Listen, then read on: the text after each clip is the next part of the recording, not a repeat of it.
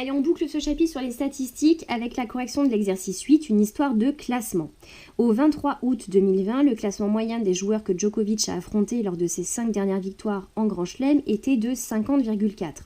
On donne ci-dessous un histogramme représentant le classement des joueurs affrontés par Nadal lors de ses 5 dernières victoires en Grand Chelem. Première question, qui de Nadal ou Djokovic a eu la tâche la plus difficile en termes de classement? Alors, eh bien, on va calculer le classement moyen des joueurs affrontés par Nadal. Hop, on y va. Donc, on va bien sûr de nouveau estimer le classement moyen, étant donné que tu vois ici, les classements sont donnés sous forme de classe, sous forme d'un histogramme. Donc, Nadal a affronté 8 joueurs dont le classement est compris entre 0 et 10. Donc entre 1 et 10, bien sûr. Il n'y a pas de joueurs classés 0.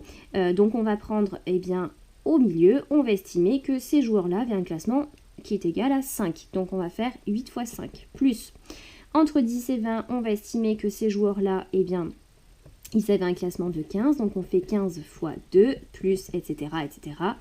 Et on divise par l'effectif total qui est de 8 plus 2 plus 6 plus 2 plus 2 plus 2 plus 3 plus 3 plus 1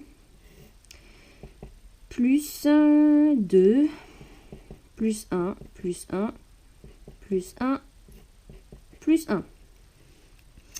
Alors, on y va pour le calcul. Alors, donc entre 1 et 10, on a pris donc 5. 5 fois 8, plus entre 10 et 20, on prend 15. On estime à 15 le classement, fois 2. Plus entre 20 et 30, on prend 25 comme classement, fois 6. Plus entre 30 et 40, on estime à 35 fois 2 pour l'effectif. Entre 40 et 50, 45 fois 2. Plus entre 50 et 60, on estime à 55 le classement, fois 2 encore. Plus entre 60 et 70, 65 fois 3. Plus entre 70 et 80, donc on estime un classement de 75 et il y a 3 joueurs. Plus entre 80 et 90, on va estimer à 85.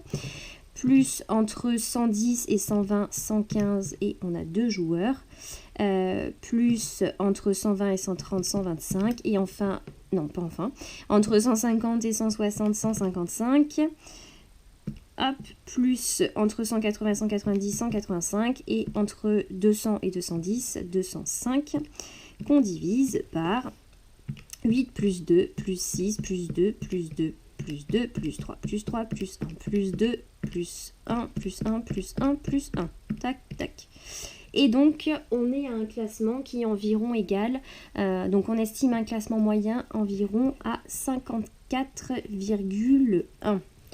54,1. Les joueurs que Djokovic a affrontés, eux, étaient classés en moyenne à 50,4. Donc, les joueurs qu'a affronté Djokovic étaient mieux classés que ceux par Nadal. Donc, on peut estimer que Djokovic a eu la tâche plus difficile. Allez, question 2. Si on enlève les deux valeurs extrêmes de la série de Djokovic, donc on lui sort, tu vois, deux classements, un qui était classé 230 et un 258, on obtient un classement moyen d'environ 38,7. Qu'en est-il si on enlève les deux valeurs extrêmes de la série de Nadal? Donc, dans sa série à lui, on va enlever les deux valeurs qui sont extrêmes ici, et puis on va refaire le calcul du classement moyen.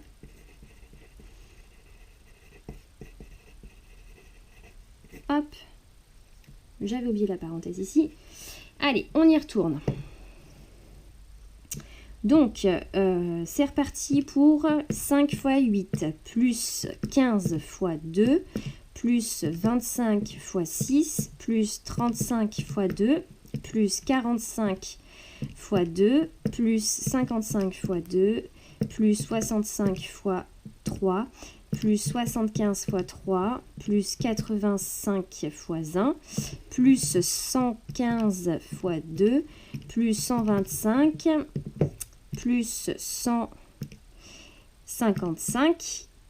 Tac, et on va diviser tout ça donc par 8, plus 2, plus 6, plus 2, plus 2, plus 2, plus 3, plus 3, plus 1, plus 2, plus 1, plus 1. Et on trouve un classement moyen environ égal à 45,6.